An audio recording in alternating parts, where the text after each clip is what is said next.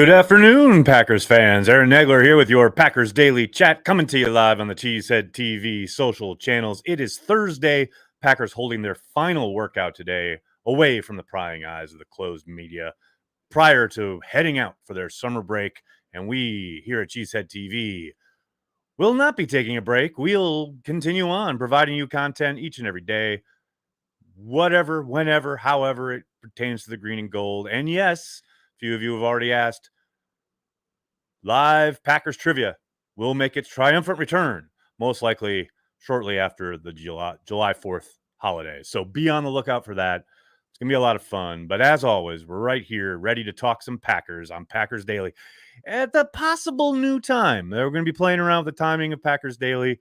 It will most likely be moving to the afternoons, especially once the season starts, but not quite sure what the exact timing will be. We'll let that be known, and we'll get to that as we get closer to the season. We hammer things out schedule-wise, but get used to it, people, because Packers Daily will become an afternoon program. So just getting you ready for that. And the other thing I'm getting you ready for, of course, is Father's Day coming up this weekend.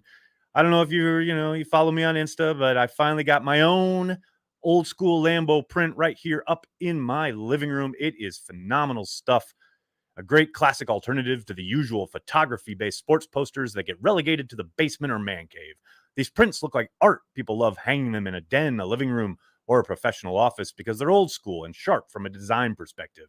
Head to ballparkblueprints.com and utilize your promo code Cheesehead. That's promo code Cheesehead to get 10% off.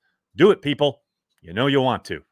Good looking stuff hanging on my wall. I'm loving it. I'm also loving all these fine folks hanging out in the comment section. Hello, Brandy's here. How are you?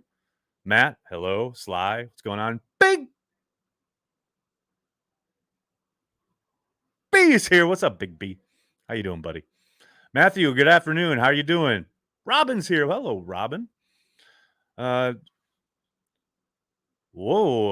Just read an article about how Brett quietly railroaded Javon Walker out of Green Bay. What do you know? Dominic, I don't know much about history. No. I haven't heard much in that vein. I'll have to go seek that out. How reputable is this article? When you say article, are we talking like a tweet?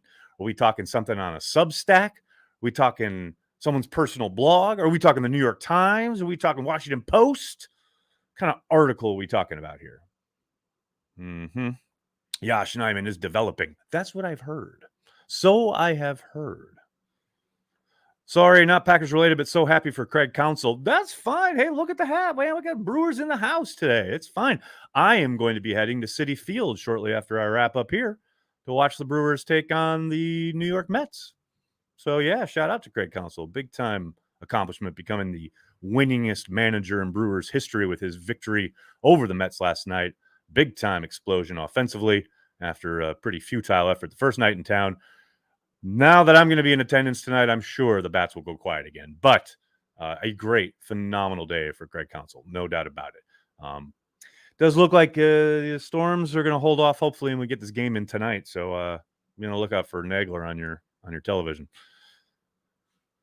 Daily reminder that Josh Nijman should have started the 49ers playoff game. Big B, why you got to bring us down, man? Why you got to go there?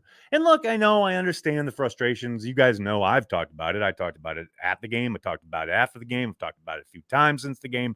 But, I'm not going to sit out here and pretend that Josh Nijman would have solved everything. It ain't like he didn't need help in week 3. He probably would still need help in the playoff game. And no one acquitted themselves phenomenally up front in that game. And I'm sure Josh would have held up just fine, but he probably would have struggled against Bosa just as much as everybody else. No doubt about it. Ed, what's going on, man? Thanks to the super chat. Love your music. When you go national, how about Eat That Question by Frank Zappa for a commercial break? I like that idea, actually. Probably have to pay to get the rights, but I'm down with it. Rogers Hurt Toe, how you doing? The Toe is an Oklahoman who also loves the Sooners. Any chance Brick takes over for Crosby after Crosby retires or leaves? He was pretty solid for the Sooners. I'm really interested to see what he's got when they take the field there for training camp. I would suspect maybe they're looking to keep him on the practice squad. Every account that I've heard from his time there in Minnesota in the offseason program was he was pretty erratic. So I can't imagine they're going to make a move anytime soon. But who knows? There's change of scenery. Maybe there's something, just clicks while he's in Green Bay. Who knows? But there's every possibility that he ends up on the practice squad. Could he be a long-term replacement, the heir apparent, if you will, to Mason Crosby? I think we're a ways away from that yet. I think this is more of a fact-finding mission more than anything else. But stranger things have happened. No doubt about it. We shall see. Danny, any chance you are coming to London? Danny, not only is there a chance, I am coming to London, as is Corey Banky. We actually literally booked our flights yesterday. So, yeah, we'll see you there. We'll be in London. I'll be in town from that Thursday through Tuesday. It's gonna be a lot of fun. Logan, good afternoon. New York Cheesehead, how are you? Matt, Big B has found his new Jamal Williams. I love it, no doubt. Gotta love the Rasul Douglas love. What else we got? People? Is Lazard going to be in Green Bay for only 1 year, then moving on? Brandon, that is a very good question. I suspect there's a decent chance of that. I think he's going to want to ball out. He's going to want to put up big numbers in this offense with Aaron Rodgers pulling the trigger, and then he's going to want to try and test the waters in free agency. Now, that doesn't mean the Packers won't approach him about possibly extending him. Maybe he goes that route, but I think he's betting on himself. He was obviously absent for most, if not all, of the offseason work, and he wants to come in finely tuned, ready to go, and put up the numbers he suspects he can as the number one wide receiver de facto in the Green Bay offense. And then I know there have been reports out there that, he's angling to join Nathaniel Hackett out in Denver, which, I'm sure that's a possibility. But we'll see what the Packers do as far as possibly offering an extension sometime before he hits the free agent market. I would be absolutely shocked if they utilize the franchise tag on him. But yeah, he's betting on himself because he's got to stay healthy. Obviously, that's the key. That's what the Packers have, not always, but often kind of throw out there and say, hey, we're going to give you a decent pay grade and we're going to extend you and we're going to put you under, but it's probably going to be a little bit below market value, but you're going to have the security locked up right now if you sign this deal. And they've done that to good effect throughout the years. I think Lazard is set to go, nope, I'm going to do exactly what Devontae did last year. I'm going to play through the entirety of the season. I'm going to put up numbers, and then I'm going to get mine. I'm going to hit the open market. That is me completely guessing his frame of mind, obviously, but that is what I'm reading into his actions this offseason. And there's nothing wrong with that. I'm certainly not judging the man. Go get it, man. I'm down for it. Time for the run game guru to invent off-tackle runs 15 times a game, right? I don't know about 15 times, but I would certainly like to see a commitment to some more of that zone blocking, zone stretch stuff so that then when they get that going, they can work the boot action off of it. That's been a staple in the Shanahan offense. I mean, not even the Kyle Shanahan, the Mike Shanahan offense for decades. And the Packers don't seem to get much action off of it. And I think if they got a little bit more, found a little bit more success on that stretch stuff, getting Aaron Jones, A.J. Dillon, getting outside the tackle, etc., then he can work Rodgers off that boot and find him working high to low on the backside. I think I would love it if there was a real commitment to that this year.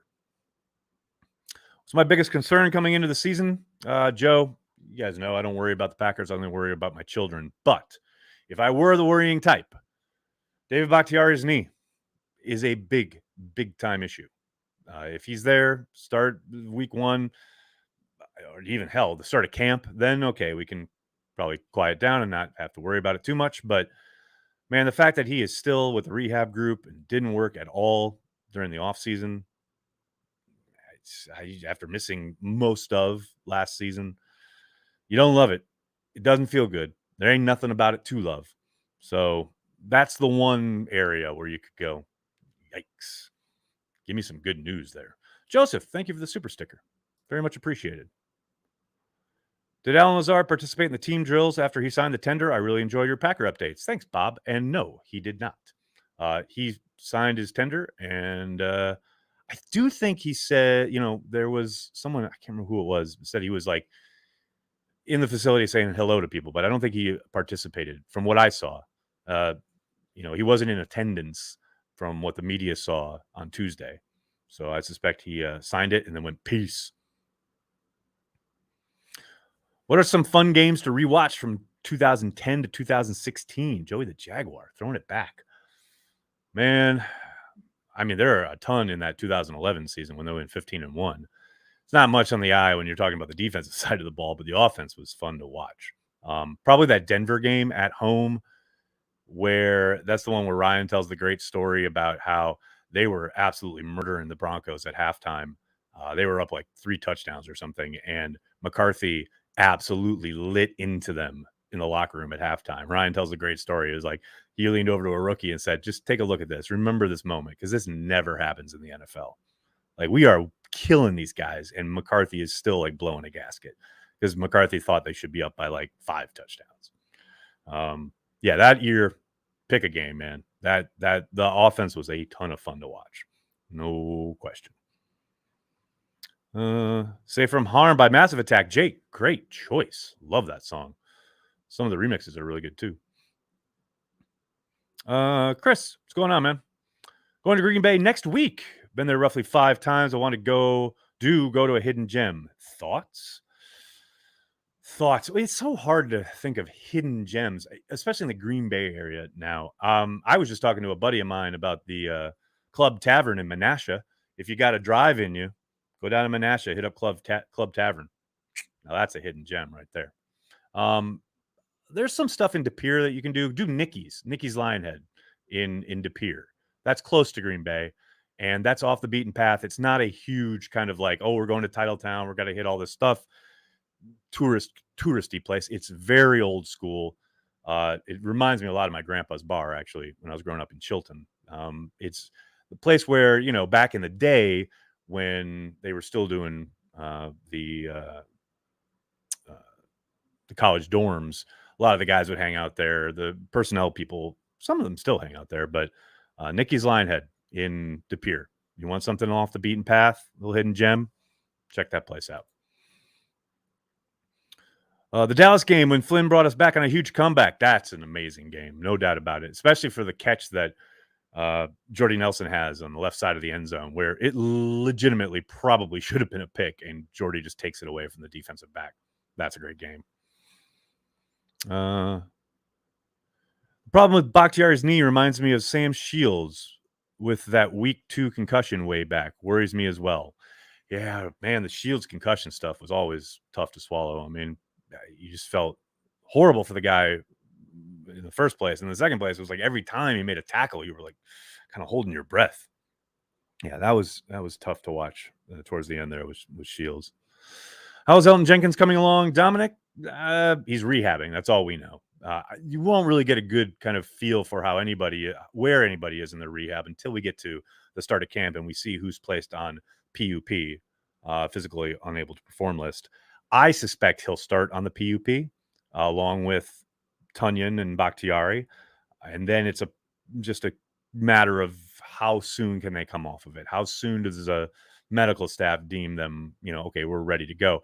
With Elton, man, I gotta say, I think there's a huge chance, a decent chance that he starts the season on PUP, where he doesn't practice at all during camp, misses the first 6 games of the season on physically unable to perform, and then starts practicing when he's allowed to be activated after those 6 weeks, and then we see him mid-season.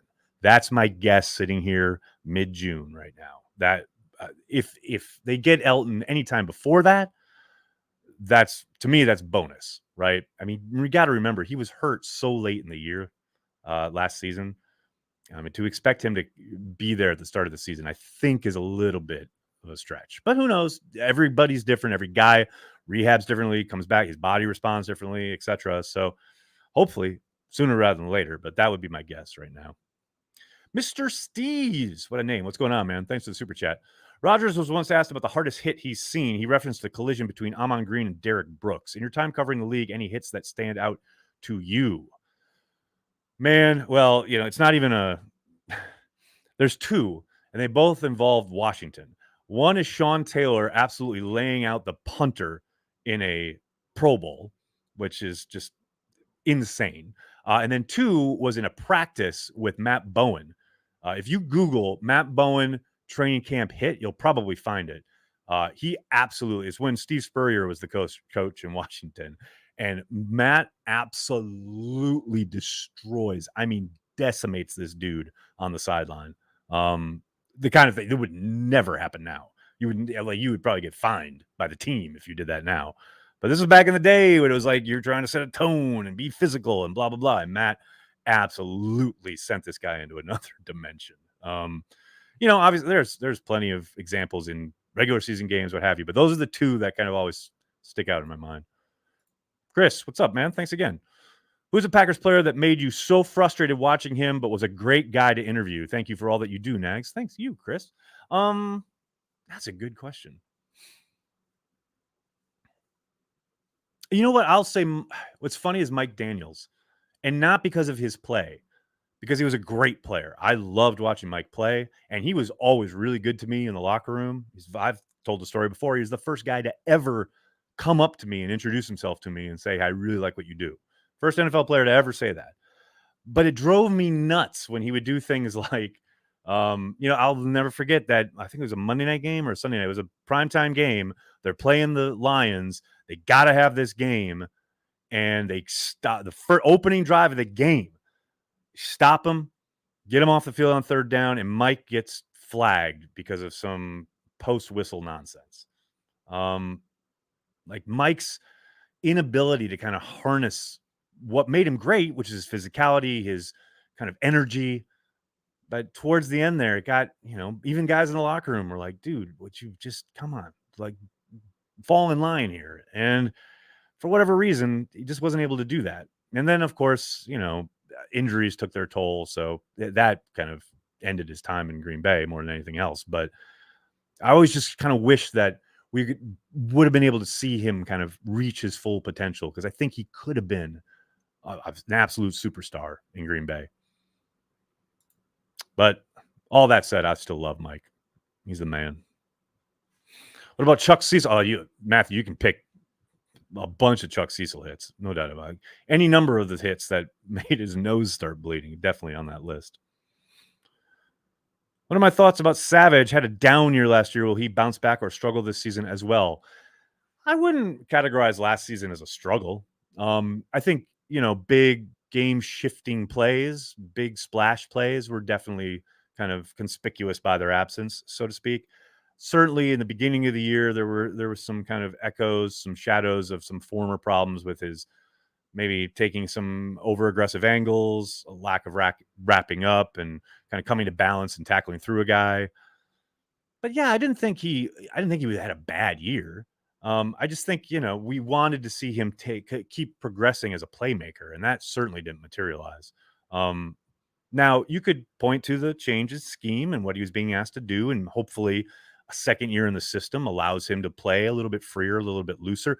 Maybe they change what they're asking him to do, especially now that they have 3 stud corners. There's all sorts of kind of elements there that I think should contribute to him being able to get a few more, make a few more splash plays, because that's ultimately what we're looking for. Right? I mean, I don't begrudge his effort. I think the guy comes to work, does the right thing. He's pretty assignment sure. Like I said, sometimes some overruns, some missed tackles, etc.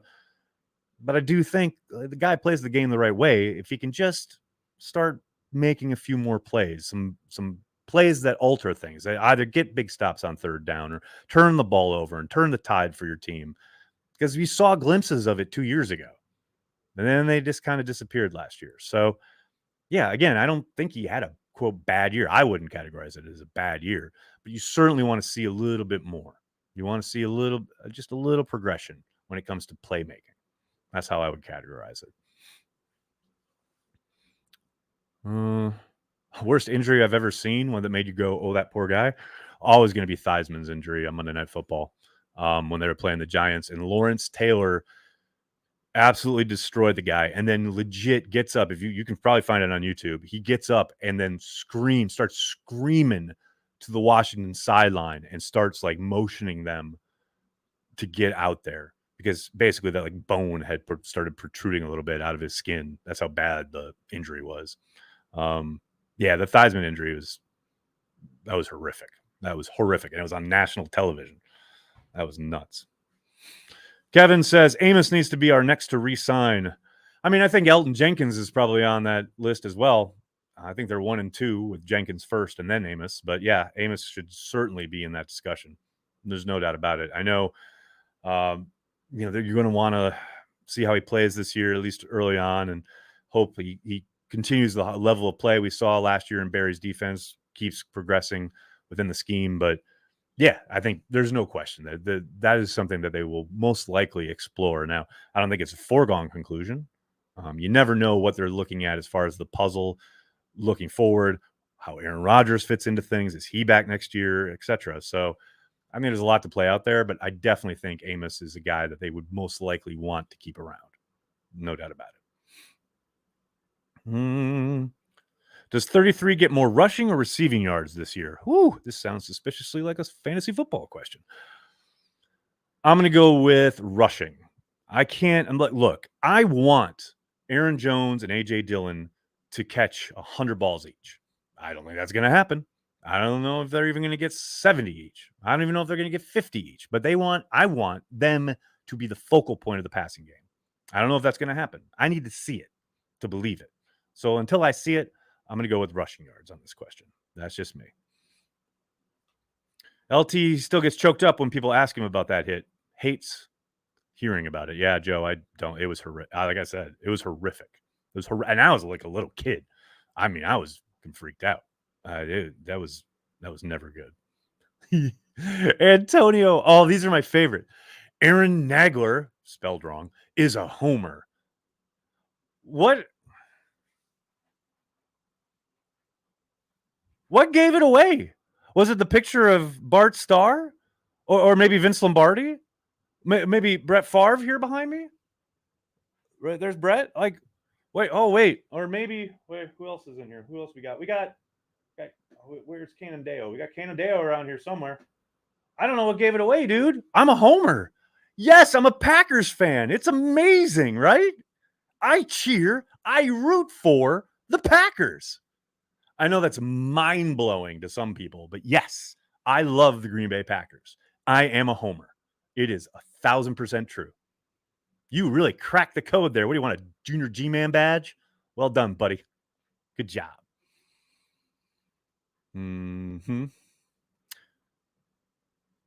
Hey, you're a homer? Me too. That's right, Matt.